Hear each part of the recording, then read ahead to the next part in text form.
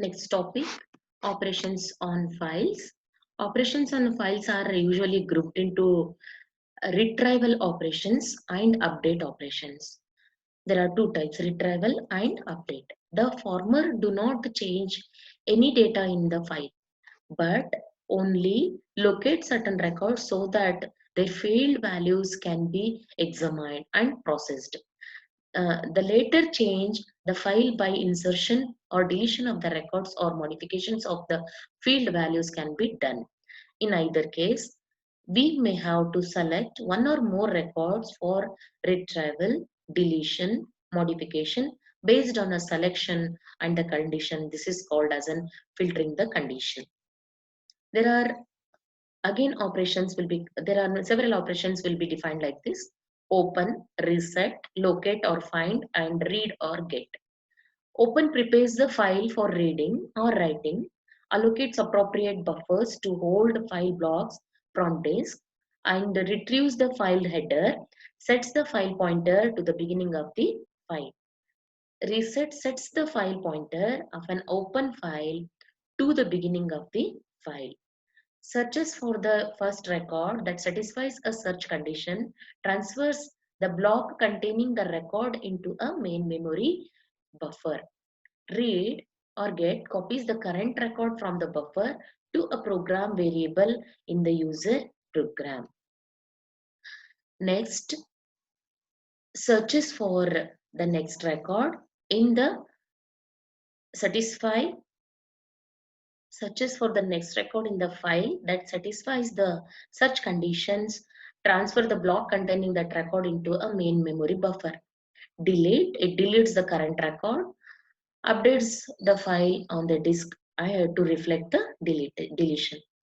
Modify some field value for the current record and updates file on disk to reflect the modification. Insert is a new record in the file by locating the block where the record is to be inserted, transferring that block into main memory buffer, writing the record into the buffer and writing the buffer to disk to reflect the insertion. Close completes the file access by releasing the buffers and performing any other needed cleanup operations. Find all, locate all the records in the file that satisfies a search condition. Searches, find, locate n, searches for the first record that satisfies a search condition and then continues to locate the next n minus 1 record satisfying the same. So if n number of data are existed in the memory, if you wanted to search find n, it will, if you are giving one word or one data, that will be entirely searching till from memory location 0 to n minus 1th memory location to search that entire data. Find ordered, retrieve all the records in the file in same specified order. Reorganize, start the reorganization process. File organization, the physical arrangement of file into records and pages on the disk. File organization determines the set of access method for storing and retrieving records from a file. Files of unordered records are called as an heap files. In this simplest and most basic type of an organization, records are placed in the file in the order in which they are inserted. So new records are inserted at the end of the file. Such an organization is called heap or file. Inserting a new record is very efficient. The last disk block of the file is copied into a buffer. The new record is added and then block is rewritten back to disk. Files unordered records, that is it heaps a heap file itself. To delete a record, a program must first find its block, copy the block into a buffer, then delete the record from the buffer and finally rewrite the block to back to the disk. This leaves unused space in the disk block. During organization, the file blocks are accessed consecutively and records are packed by removing deleted records. To read all records in order to the values of some field, we create a sorted copy of files. We can physically order the records of a file on disk based on the values of one of their fields called the ordering field. This leads to an ordered or sequential file. If the ordering field is also key field of the file, a field guaranteed to have unique value in each record, then the field is called the ordering key for the file. Ordered records have some advantages over unordered files. Files of ordered records. First, reading the records in order of the ordering key values becomes extremely efficient because no sorting is required. Second, finding the next record from the current one in order of the ordering key usually requires no additional block access because the next order is in the same block as the current one. Third, using a search condition based on the value of an ordering key field results in the faster access when the binary search technique is used. Here, binary search technique is used, which constitutes an improvement over linear searches, although it is not often used for disk files. Hashing technique is the next technique. Another type of primary file organization is based on hashing, which provides very fast access to records on certain search conditions. This organization is usually called a hash file. The search condition must be an equality condition on a single field called the hash field of the file. In most cases, the hash field is also a key field of the file, in which case it is called as an hash key. The idea behind hashing is to provide function h called a hash function, randomizing function, which is applied to the hash field value of record and yields the address of the disk blocks in which the record is stored. Advantages and disadvantages are also there for this. The advantages are hash tables over other data structure table is speed, then the number of entries is larger. Hash table are particularly efficient when the maximum number of entries can be predicted in advances so that the buckets array can be allocated once with the optimum size and never resized. Buckets are nothing but the memory location which it is preserved for storing the data. In terms of n 1, 2, 3, 4, 5 like that, the numbers will be specified for the indexing. The set of key value pairs is fixed and known ahead of time. One may reduce the average lookup cost by a careful choice of the hash function, bucket table size and internal data structure. Disadvantages: hash table can be more difficult to implement than self-balancing binary search tree. Hash table are not efficient when the number of entries is very small. For certain string processing applications such as spell checking, hash table may be less efficient than trees for finite automata. Moving to the next.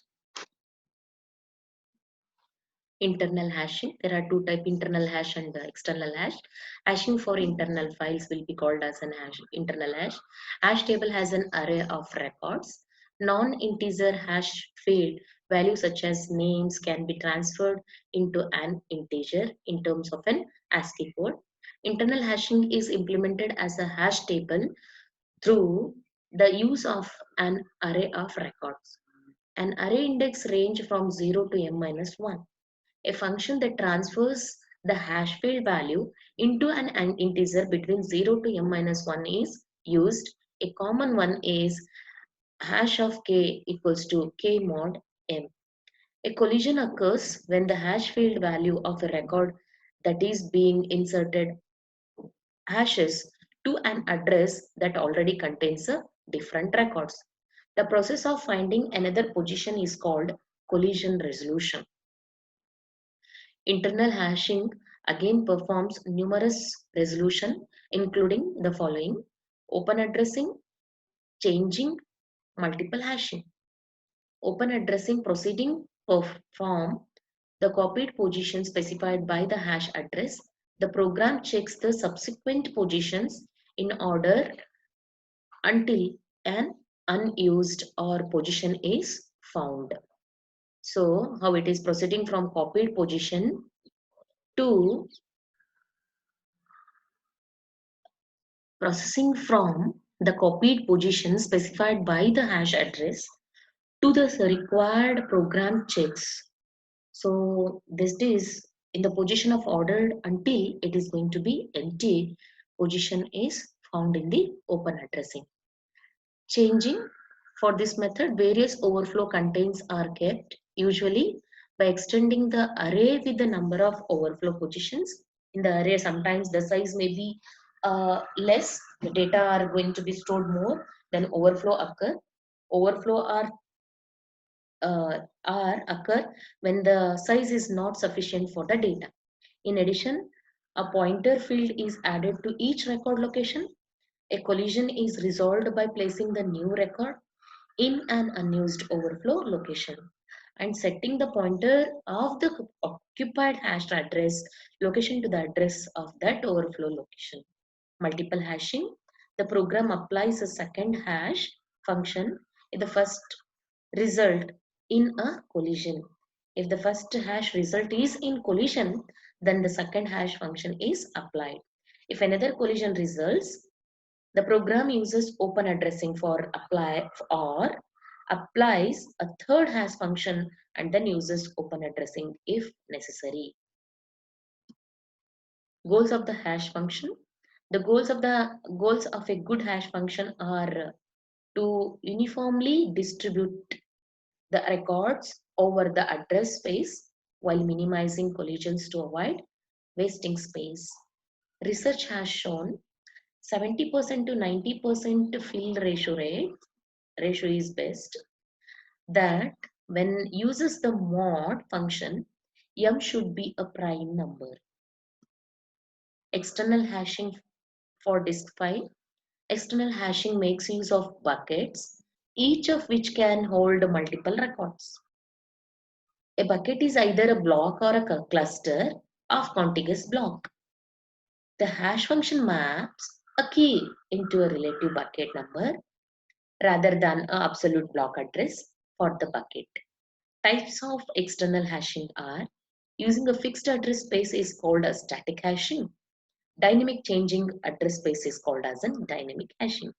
In the dynamic changing address space, there are two types: extensible and linear hashing methods. So they, in extensible hashing, without dictionary use, they will do.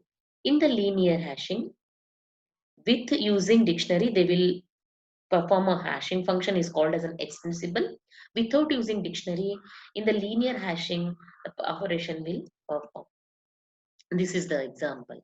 These are called buckets and these are look like a memory itself, and these will be specified by the number called as an bucket number, and this is called as a block of address on the disk. Whichever it is there, the same thing will be located in the bucket, and this is called as an physical memory.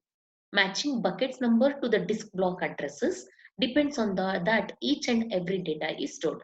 So zeroth memory is addressing here, so the data is directly loaded here, and this is locating here somewhere. It is not in the same place, so it is here, and this is placed here, and this entirely second one m minus 2, that is placed here, and this one, it is placed here.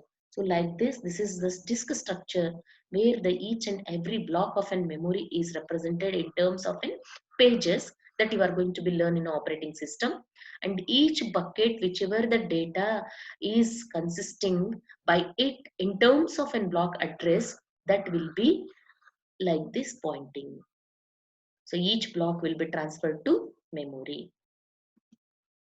Static hashing. Under static hashing, a fixed number of buckets is allocated. There is no change. A fixed number of buckets will be allocated. Based on the hash value, bucket number is determined in the block directory array which yields the block address.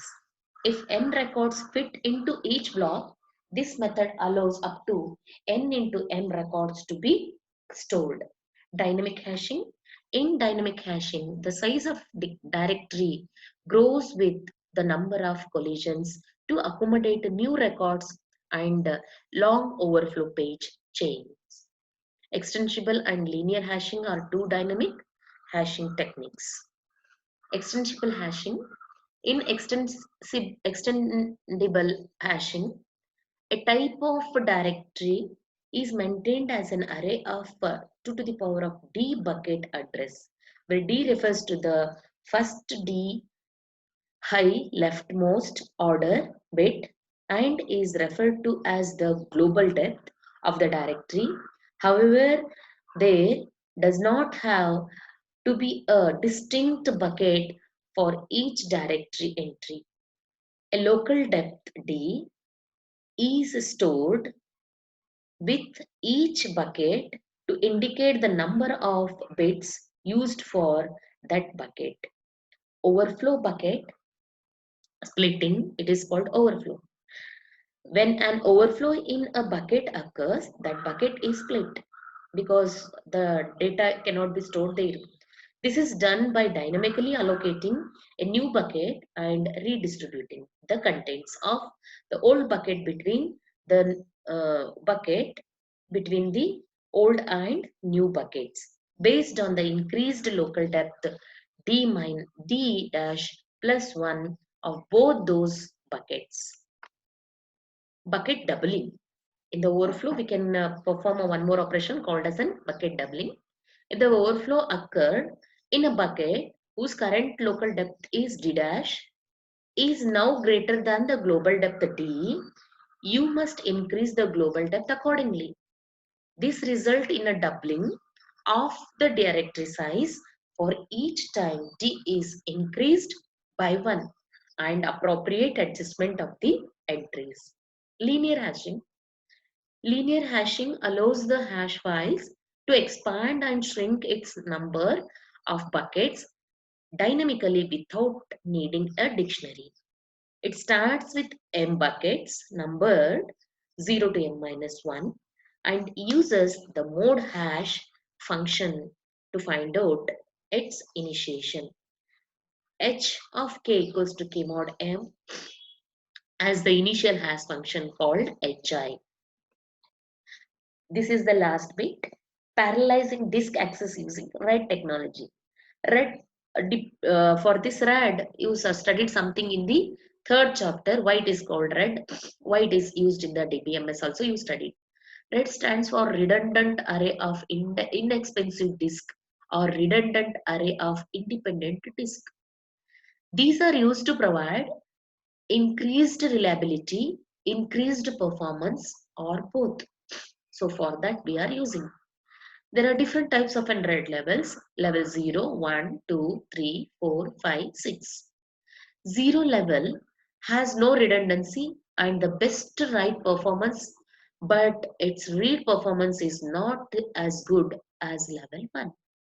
The level uses mirrored disk, which provide redundancy and improved read performance. Level 2 provides redundancy using Hamming code, that is error correction and detection code. Level 3 uses a single parity disk. Level 4 and 5 uses block level data stripping, with level 5 distributing the data across all the disk. Level 6 uses P plus Q redundancy scheme, making use of Reed-Solomon codes to protect against the failure of two disks. This is 0, this is first RAID, this is second RAID, this is third RAID, this is fourth. How these will be placed? Internally, those will perform all these. So level 3 will perform single parity check. and 4 and 5 blocked one, isn't it? Distributing the data across all the disk. And level 6p and q redundancy scheme making. For this type of an scheme, it require Reed Solomon code to protect against the failure of two disks. Last bit of this, storage area networks, that is called SANs.